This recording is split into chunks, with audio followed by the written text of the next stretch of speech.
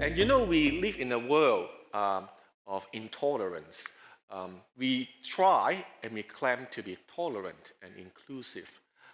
But in reality, we may not be that tolerant and inclusive as you may want or you may think we are. And these days, if you talk about people being inclusive, being tolerant is a virtue everyone wants. The whole society wants being inclusive and being tolerant. While if you're on the other end, if you're intolerant and you're exclusive, you are bound to be despised. And that's the world we are living in. But in reality, a lot of people, they don't actually think deeply about what does it mean by being inclusive, what does it mean by being exclusive, what is intolerance and what is tolerance, what does it actually mean, and what might be the cost or consequence if you go too far in being inclusive or being tolerant. Is there any consequence there if you go too far? And usually with being exclusive at the ideology level is pretty good looking. But when you come down to the ground level, try to execute it, it's usually full of challenges. Sometimes it can be at the expense of justice, at the expense of equality, or at the expense of the truth, if you want to be inclusive or if you want to be tolerant. And that is something we really, really have to think about. And the other thing you need to know is it's really difficult in real life cases. You always have to exclude in order to include. The moment when you draw a circle on the floor, there got to be some people in the circle, and there got to be some people outside of the circle. And the circle can only be as big as it can be. And that's the reality. So some people, they don't like Jesus, they don't like church or Christianity, not quite because of what the church has done or what the church has said or what you hear in the media, but it's to do with what Jesus actually said himself. This is what he said in John chapter 14. He said, "I'm the way, the truth, and the life. No one comes to the Father except through me. If you really know me, you will know my Father as well. From now, you do know me. You do know him and have seen him." So what Jesus is claiming here is he said he is the only way to God, and he is also God. Now, that is outrageous to some people, because what this passage is saying is, well, are you saying Jesus is the only way to God? Is that what the church is claiming? And Jesus is also God. Is that what you are saying? And I think, yes, we are. It's exactly what we are saying. Jesus is the only way to God, and he is God. And then people will respond and say, well, this is arrogant. This is discriminatory. This is exclusive. This is ridiculous. How can you claim Jesus is the only way to God, but nothing else can be? First thing first, we need to look at the context of this particular passage. This is how it starts. Do not let your hearts be troubled. You believe in God, also believe in me. And then Jesus went on to talk about heaven, to talk about afterlife and how it has been prepared for the believers. And then this is where he comes when he talks about there is place for who believe in Jesus. And that's when he said, I am the way, the life, the truth. Now, when Jesus made that statement, it was before his crucifixion. So he knows he's going to leave his disciples. They're going to be left behind. So he's telling disciples, in face of fears, troubles, and sufferings coming your way, the dangers is imminent and is approaching fast. So he reminds his disciples, you've got to believe in him. Who you are believing, who you have been following in the past few years is true. He is the way, the life, and the truth. He is the Savior. So it was actually a statement of reassurance. He is trying to reassure all disciples, well, what you are believing, who are you following is true. You need to have faith in Jesus. You need to believe what he told you, he taught you. It was a statement of reassurance. It was never meant to be a statement to be exclusive, to be intolerant, to be arrogant. It was not that. That's your first response. When Jesus said he is the way, the life, and the truth, It was a statement of reassurance to enforce to the believers, you need to believe in him because he is the truth, he is the way. That is your first starting point. Now, that's not enough because people will still challenge you and say, well, why can't we have another way to go to God? Why can't I have another way to go to heaven? Well, the reality is we are living in a world, we are living in a pluralistic society. There are multiple things. There's no absolute truth. That's what people are thinking. Everything is relative to one another. There's nothing called the best. There are multiple treatments to run disease. Some works for you, some works for me. There's nothing called the best treatment because it doesn't work for me, it only works for you. And people might say, well, there are multiple pathways to university. Well, some people may go through ATA. Some people may go through VET.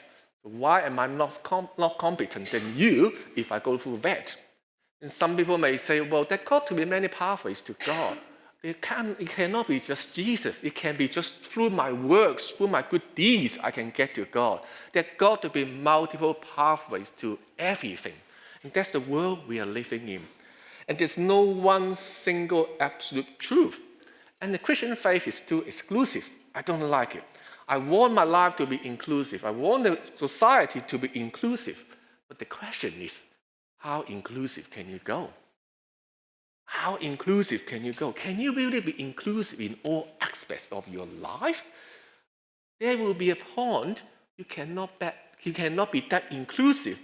Because if you are too inclusive, you are at the risk of violating the right of another human being or jeopardizing the truth. And Jesus here is simply stating the truth. He is the way, he is the life, and he is the truth. It's nothing about being exclusive. Now think about it this way. There's only one Dyson, right? There's only one Dyson. And there's only one Toyota. And there's only one Apple. Now, the moment when you want to make a vacuum cleaner called Dyson, or you want to make a car called Toyota, or you want to make an electronic devices called April, you are going to be in a court. This is not about being exclusive. This is not about discriminatory. It's not about being arrogant. Because if something is true, if this is your own unique brand, then that's yours. And if we are living in the world, we're never so wanting to pursue the truth. Ask yourself this question. What is science seeking? The truth. What is a journalist seeking? The truth. What is a royal commission seeking? The truth. We are so wanting the truth than ever before. Why? Because we live in a world no one trusts anyone anymore. Because our history let us down. We all want the truth. It's nothing new under the sun. We all want to claim. When someone claims something is true, other things cannot be true. Someone said we are actually living in the world of new tolerance. The old tolerance has passed. The new tolerance has come. So what is the old tolerance? Well, the old tolerance is you respect, you endure, you allow people of different opinions to speak, even though it will challenge you. Someone actually summed it up really well. He said in the old tolerance, people will defend your right to death to speak your opinion. They will defend to death your right to speak opinion, even though they hate what you said. Now, this is not what the world we are living in. In the past, how do we harmonize the society? It's by giving everyone the right to speak what they believe is true, their opinion. Now, it's up to the listener to be challenged, to control themselves, and to respond appropriately to what you said. Now, for the new tolerance, it's very, very different. The new tolerance is about harmonizing society by making sure everyone's at the same standpoint, speak the same language, speak the same opinion, then no one get upset because there's no more conflict. That's the whole idea. The new tolerance is everyone should speak in the same language, raise the same point, and then there will be world peace. So you harmonize by shutting down people. Now this is the problem. So no one can get upset, and it's actually laying the path of intellectual confusion. Because at the end of the day, no one can tell what is true, what is not true anymore. In the world that we are living in the faith space, you cannot have Jesus right in the middle of the podium and say he is the only one to God. People want a group of Jesus-like people to stand in the middle of the podium and say we all can take you to God, not just Jesus. That's the world we are living in. And it didn't stop there. What the world is doing now is we want people not even to speak out what they want. You cannot even think that way. You should refuse to think and say things that way. You can't judge people because judgment hurt people. So that's why in the new tolerance, people will, why did you not say it? Saying your opinion is wrong because it goes against someone else's belief. And then someone will tell you, well, hang on.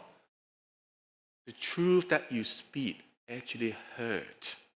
It hurt people deeply. Whether it's to do with someone's moral compass, whether it's something to do with someone's belief, whether it's to do with someone's habit. When you tell them the truth, they said it feels hurt. Well, hang on for a second. Isn't it right? Truth hurts, isn't it? In reality, truth actually hurts. Have you ever wondered, truth actually brings excitement or disappointment? Truth will bring comfort and anxiety. Truth will bring a new beginning or a closure. Depends on what you are talking about. Anyone has been following Olympics? Yeah? A lot of people will be following Olympics. You heard the British swimmer, 200-meter backstroke. He won the heat, first one in the heat, but he was disqualified. The truth was the official picked up he was staying in the water for too long after the final turn. It didn't surface. So there is a landmark they have to surface before that. Otherwise, you get disqualified.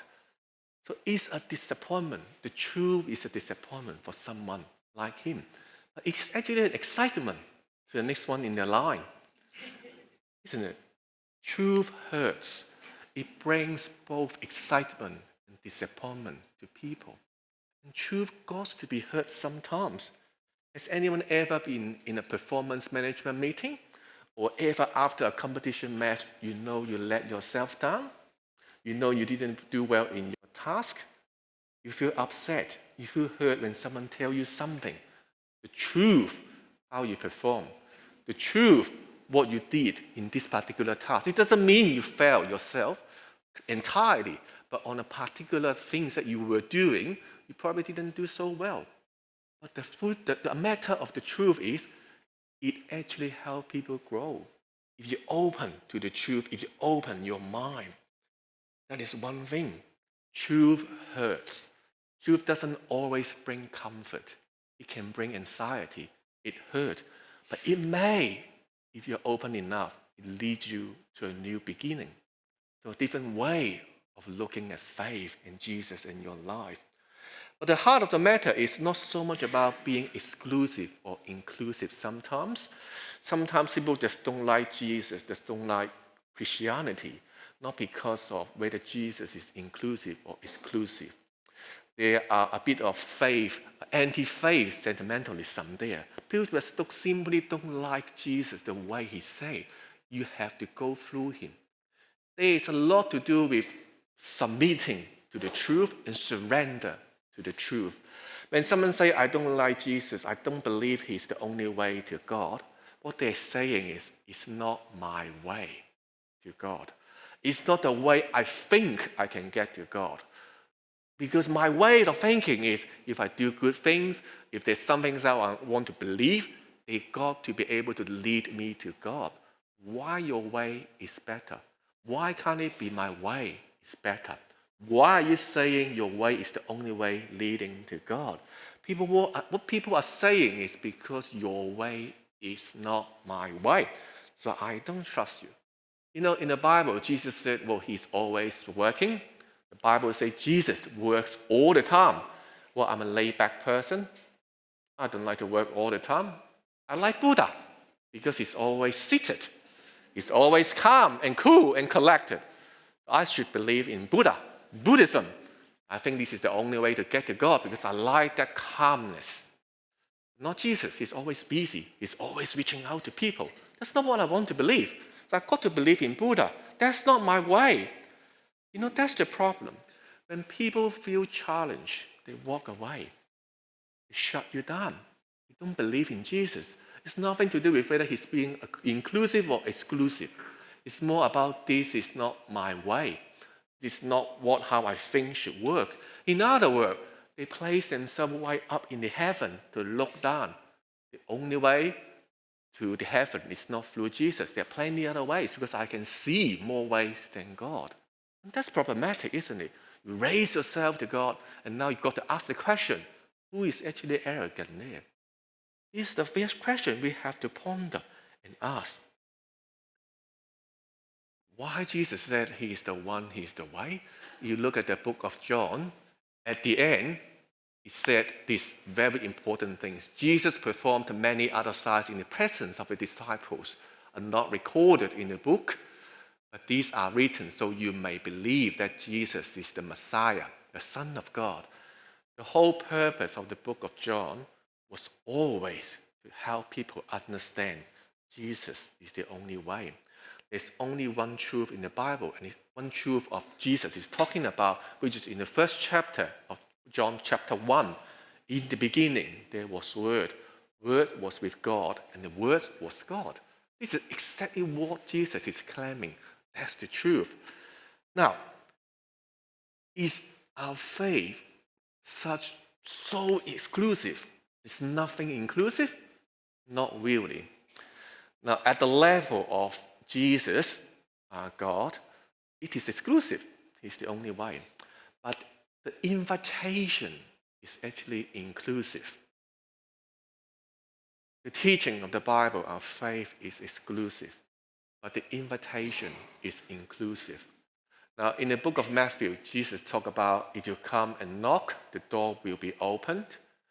If you come and seek, he will be found. So what Jesus is saying is, it was in the context of prayer. Anyone who come and seek Jesus, you will find him. You don't even have to be a believer to pray to God. You can be an unbeliever. You pray to Jesus. See whether he will listen to you.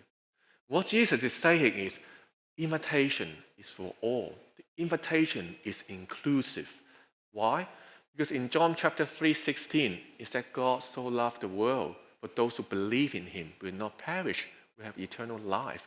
The invitation, salvation, is inclusive in the sense everyone is welcome. The choice always comes back to us. The question is, what are you actually choosing? That's what I mean. Invitation is inclusive.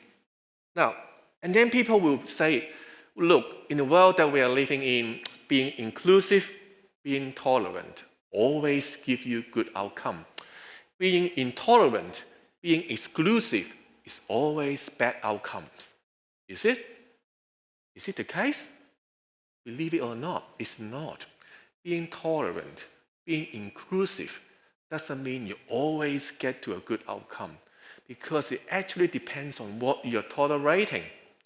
Being intolerant, being exclusive, it doesn't mean it always leads to a bad outcome either, because it really depends on what you're intolerating. Now, let me tell you this. If you're tolerant of lies, abuses, if you're tolerant of untruth, it is actually very dangerous. The outcome can be devastating. It can lead to intellectual confusion. It's a slippery slope to moral bankruptcy. If you're tolerating lies, abuse, and untruth. Now, for Christian, it's different. For the Christian world, it's very different. The Christian world has long been known for the intolerance of poverty, injustice, sins, inequality. Because the root of injustice, poverty, inequality, abuses, they are all to do with human sins. So in that sense, Christian faith is inclusive. but it's also exclusive. It's tolerant, but also intolerant. It depends on what you are tolerating and what you are not tolerating. It is very important to understand Jesus is intolerant of people who are robbing the temple. He went in the temple and kicked everyone out. He was intolerant of people who are hypocritic, the Pharisees in the day. There is examples in the Bible, tolerant and being intolerant. That's the reality of life. What you're intolerating has a massive impact on what outcome it might be. So what is the foundation in the Bible? What is the basis of being intolerant? It all boils down to one thing Jesus said.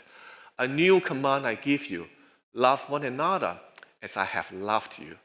So you must love one another. By this everyone will know you are my disciples, if you love one another. The basis of intolerance of things like injustice, poverty, sins, inequality, it boils down to one single teaching from Jesus. Love your neighbor. And that's the foundation of intolerance. That is something we need to learn and we need to know how we respond to people when they ask the question, why your faith is so exclusive? Why you think your way is the only way? Why is Christian so intolerant of things? This is what you need to look at. So what's the take-home message this morning? What the basis of our faith being exclusive is to do with the truth matters. Because we live in a generation, we know we never stop pursuing the truth. There's nothing different in faith and in religion space. People pursue the truth because the truth matters.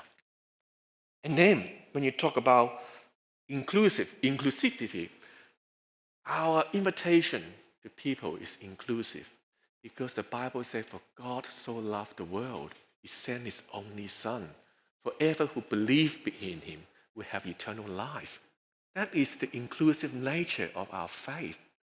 Being inclusive, it doesn't mean you tolerate sins. You tolerate things that is wrong. You tolerate the untruth. Being inclusive is having open arms. We take people from all walks of life, regardless of what stage they are in. That's called inclusive.